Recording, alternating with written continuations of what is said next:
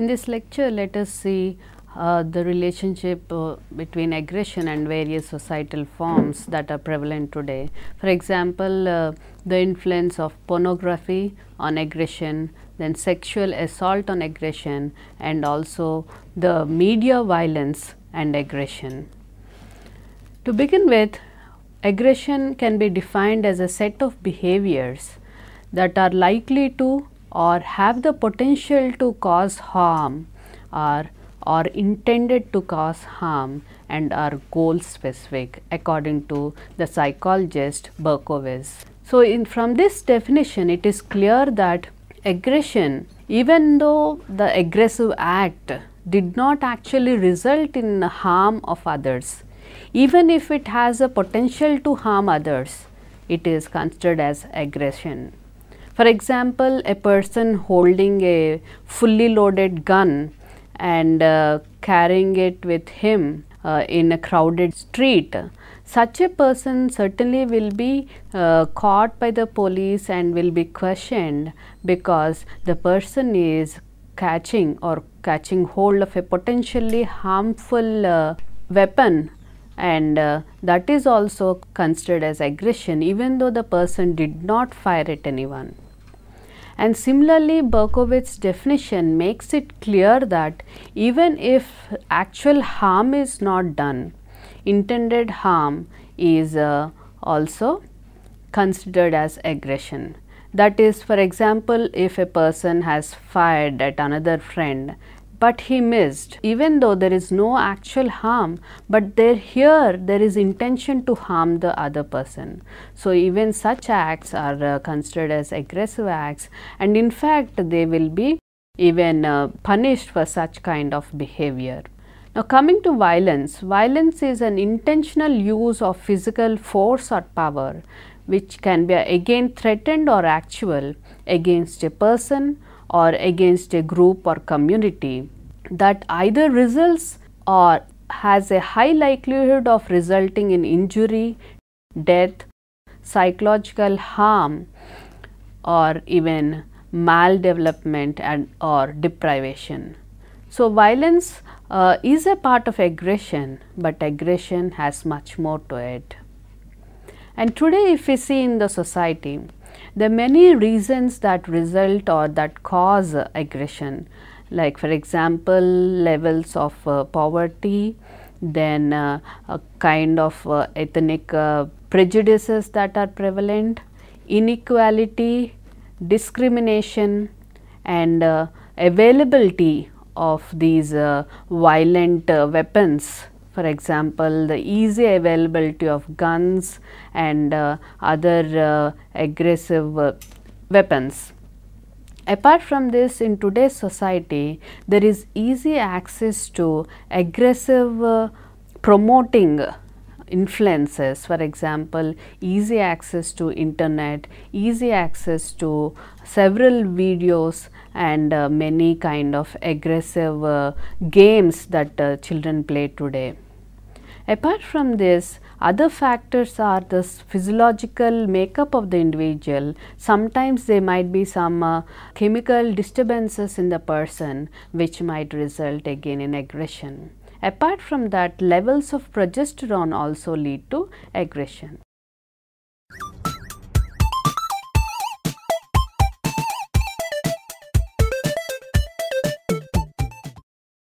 Now, ever since television has been invented, parents, teachers, and all the elders in the society are really concerned about the impact that it is going to have on their children. And one of the classical social psychology experiments which was done by Albert Bandura is pertaining to this area of the impact of media violence on children. He has done his study by taking children as the subjects, and in his experiment he took two groups. One is the experimental group and the other is the control group. In the experimental group, he has taken these children and exposed them to a video which involved violence. In that particular video, the hero of the movie engaged in lot of aggressive behaviors, and he was specifically hitting at a Bodo doll. So, half the children, that is those who belong to the experimental group, got to see this video, and the other control group, they were also watching a video, but it had no level of violence in that. And after this video watching by both the groups, what Bandura did was, he asked them to play in an adjoining room, and in that adjoining room there are many toys. And these experimenters, Bandura and his associates, were observing the behaviors of all these children, that is how they are playing with the toys from a one-way see-through window. So, what they had observed is, they found that consistently children who were watching earlier the video on violence, these are the children who were violently playing with the dolls. And they also saw that these children, because a Bodo doll was one of the toys that is there in the room, they were just imitating the adult in the video, and these children were also hitting at the Bodo doll and imitating other violent behaviors of the hero of the video film.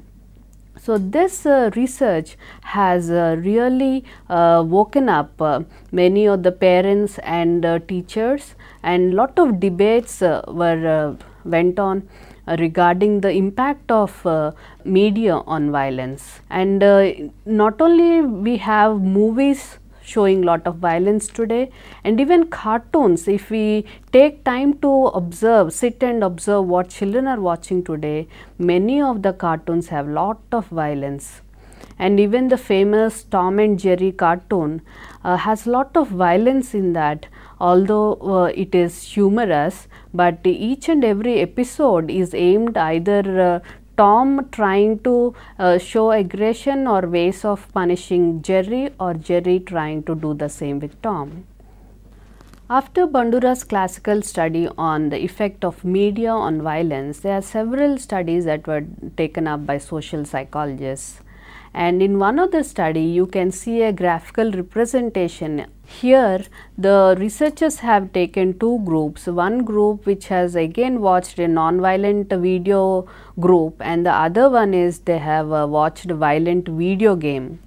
And the results, as you can see on this graph, the non-violent group which watched the video game represented in blue bars, and the violent video game viewers are represented in maroon bar. So, here on all the three dependent variables, that is their intention to do harm, whether they had thoughts of doing harm, and also the third variable, the amount of feeling or arousal that these group members had. On all these three variables, you can clearly see that those who had watched a violent video game were consistently reporting higher aggressive tendencies. Another important study that was done was by Anderson and his associates, and based on his research findings and studies, he has come up with what we call as the hostile expectation bias, and he said that frequent exposure to media violence will result in hostile expectation bias, where it is a strong expectation that others will behave aggressively. Because this person expects other to behave aggressively, and they also tend to see others' behavior as more aggressive in nature, these people also try to react in an aggressive manner. And coming to children and media violence, children are found to becoming less sensitive as the exposure increases. In fact, if we ask our own children, when we were young, we used to fear watching movies, especially when there is a violent scene. But today I observe both of my children, they happily continue watching the movie even when there is a violent scene that has come up. So, repeated exposure to violence will lower their levels of suppression, and they get used to the violent scenes. And another thing is viewing violence on media however, might also make children more fearful. Especially young children, if they watch fearful scenes, they will start having psychological problems like bedwetting, or even have nightmares. Apart from that, children who are exposed to violence on media, they are the ones who tend to also act more aggressively, because they sort of learn from through observation, and they also engage in behaviors that are more aggressive.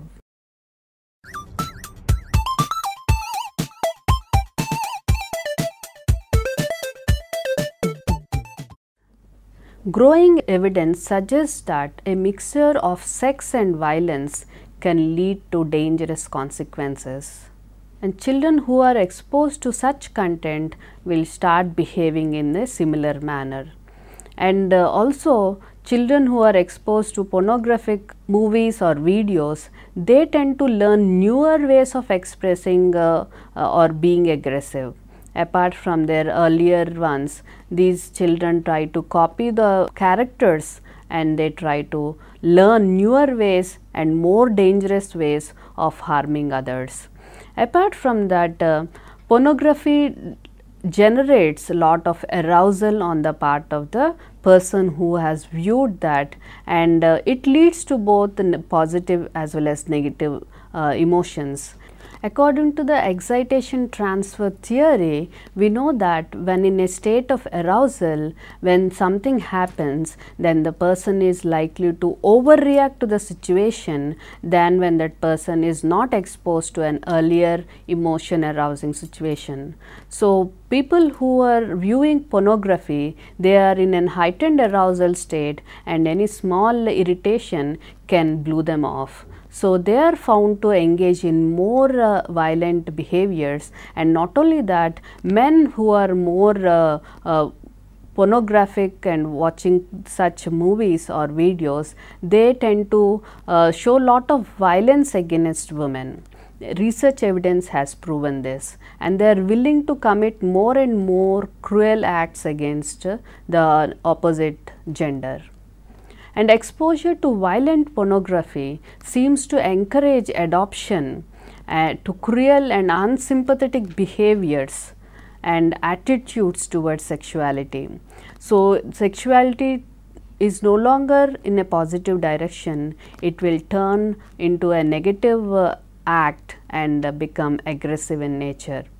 And also, today, because of the growing availability of pornographic material, there is more and more risk in the society that more people will behave in an aggressive manner.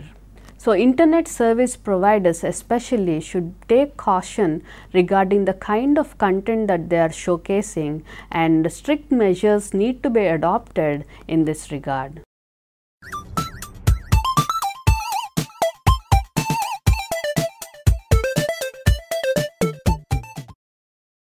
There are different types of sexual assault like rape, incest, and also sadism. Now, there are many contributing factors to sexual assault, including alcoholism and drug abuse.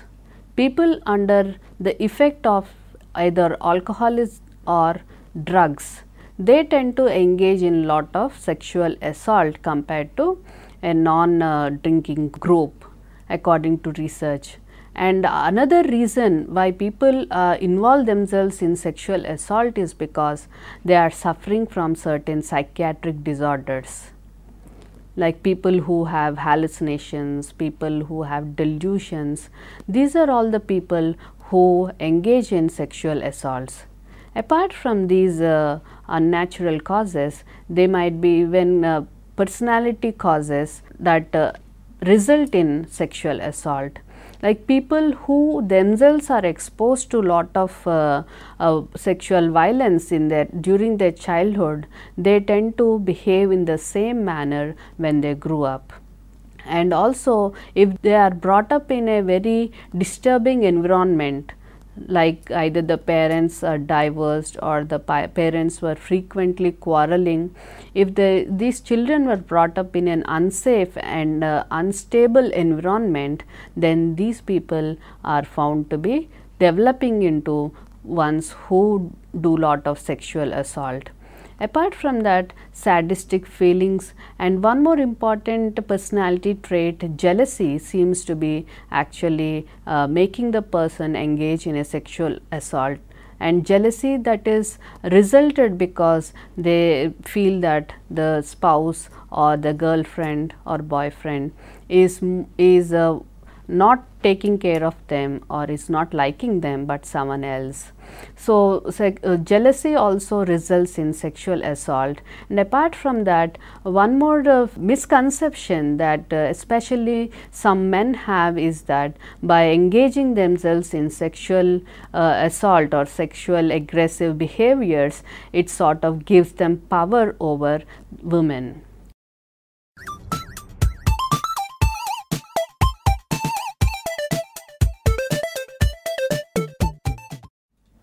Aggression in relationships is called relational aggression or covert aggression, and it is a type of aggression in which harm is caused through damage to one's social relationships or social status.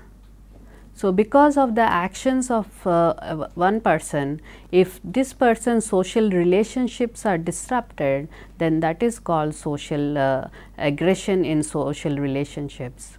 For example, if a particular friend is jealous about another friend, so this friend might spread some rumor or to the other friends in the group, and so because of this kind of indirect aggression, then the other members of the group may start disliking this member, and so they no longer consider him as or her as their friend.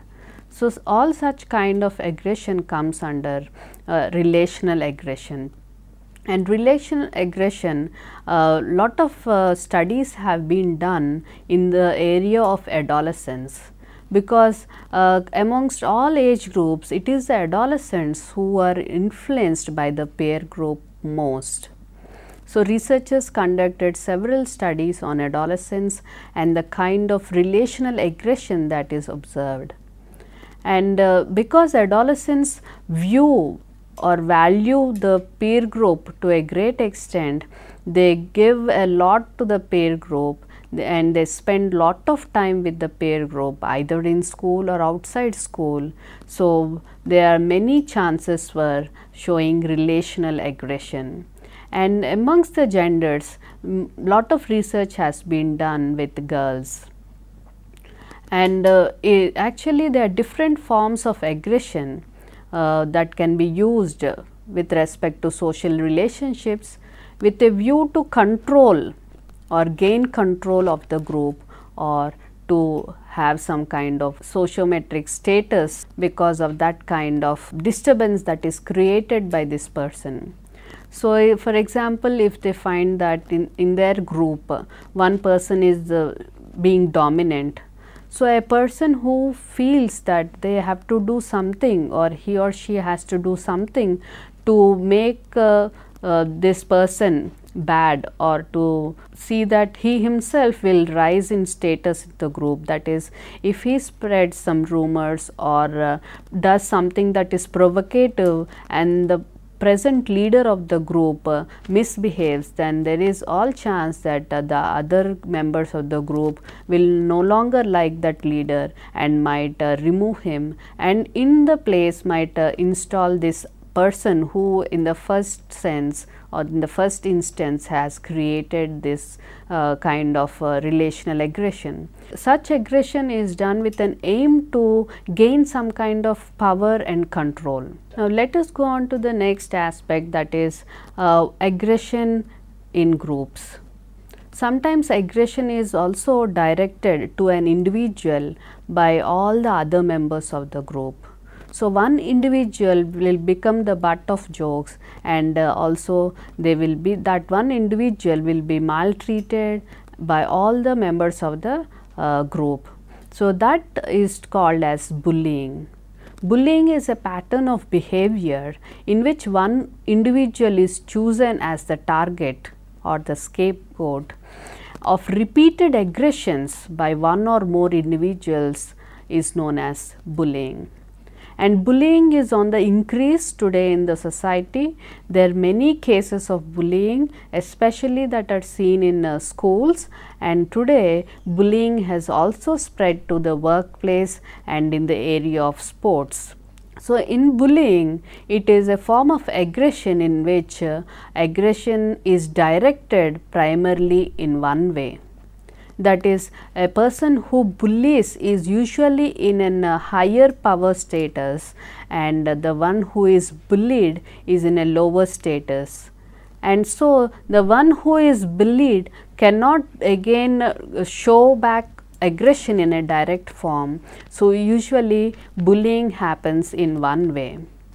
And also, let us see some of the personality characteristic traits of bullies. Bullies have been found to be actually having low self-esteem.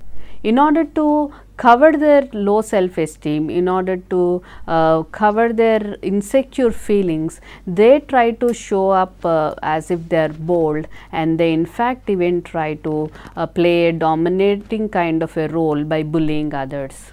And also, these bullies tend to feel that others cannot be trusted. And researchers have, after doing lot of studies on those who bully people and also those who get bullied, they found out that these bullies think that by showing that kind of aggression, they will gain respect in the group. So, they have this false sense of power by bullying the inferior members in the group. And actually bullying has two motives. The first motive is motive to hold power over others, and the second motive is to become a part of the group or become accepted by other members of the group. Because it happens usually in the adolescent age group, these people who bully think that by bullying others, they are really looked upon by other members in the group, and so they will be considered as leaders of the group, and the other members in the group will start looking up to them.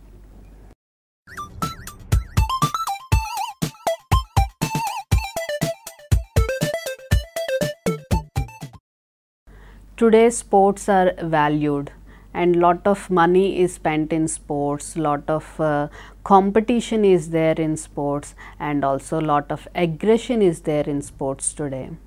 Now, aggression in sport became a regular incident these days because in one way or the other, even the coaches seem to be supporting aggression.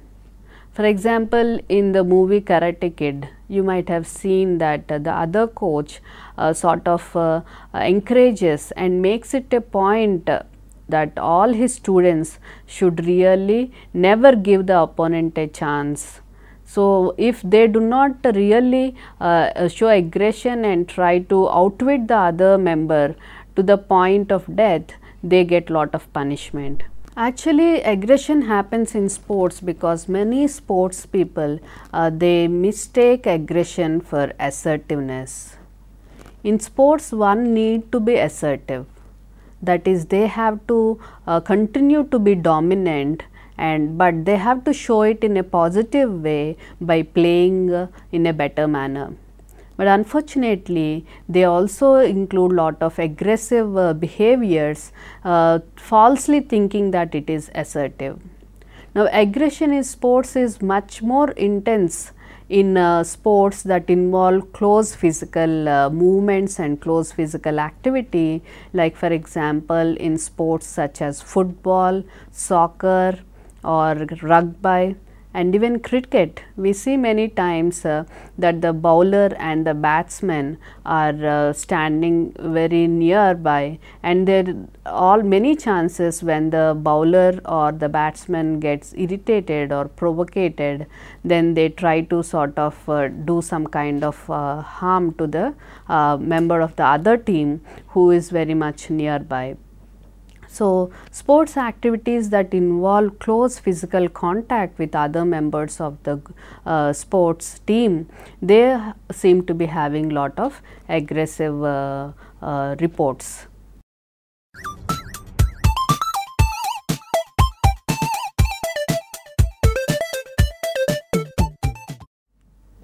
Compared to earlier days, today even in the workplace, which is supposed to be very formal in setting, which is supposed to have lot of educated people and well behaved people, workplace aggression is on the rise. And there are three major categories of workplace aggression. The first one is expression of hostility. Like for example, not replying to the phone calls that are made, not submitting reports on time, which might hamper the work performance of the group in total. So, these people they express their emotion. So, these workers, they try to express aggression in a very passive manner, and also they use symbolic verbal symbolic terms. For example, they might also start to belittle the other person, and they also tend to talk in a very sarcastic terms. So, all this is expression of hostility. And the second form of workplace aggression is obstructionism. That is, they engage in behaviors that are obstructing to the development of the other colleague. And also the third form is overt aggression, where directly they attack the another colleague. So, overt aggression is certainly the last form or the last stage of aggression. Some people might first initially show expressions of hostility, then also if that is not helping, they will go on to using obstructionism, and finally if that is not also helping, they will take up overt aggression. Now, let us see regarding the mob violence. Today we hear many incidents when groups suddenly engage in violence that is unthinkable of, and even groups that are considered to be very docile and also very polite and also very educated, sometimes when they are all come together, then they show violence that when they are alone they would not be engaging in. So, during riots we have report of group violence or mob violence, and also in the colleges the case of ragging, which is again another form of mob violence. So, what happens in a mob, and what happens when the person is alone? And when the person is in a group, the belongingness will be more, and when one individual of the group is threatened, they feel that their own self-esteem is threatened, and also individuals self-stereotype themselves as typical group members. So, when one person of the group is affected, they think that because they are typical stereotype member belonging to that group, they have to do something for the group. So, even if that member is not directly harmed or directly has suffered some loss, even if one member in the group is had to face such an incident, then everyone in the group will come together because everyone feels responsible for that one individual. And also another explanation that is given by Zimbardo regarding group violence is what he calls as the social identity theory. He says that individuals, when they are in a group, they forego their individual identity and assume the attitudes, beliefs, expectations and norms of the group, and which he terms as deindividuation. So, in a group situation, the person loses his or her own identity and starts adopting the identity of the group, the feelings of the group, the norms of the group, and so when any small incident occurs, then everyone in the group will become deindividuated and react in ways which they will not react when they are in an individual level.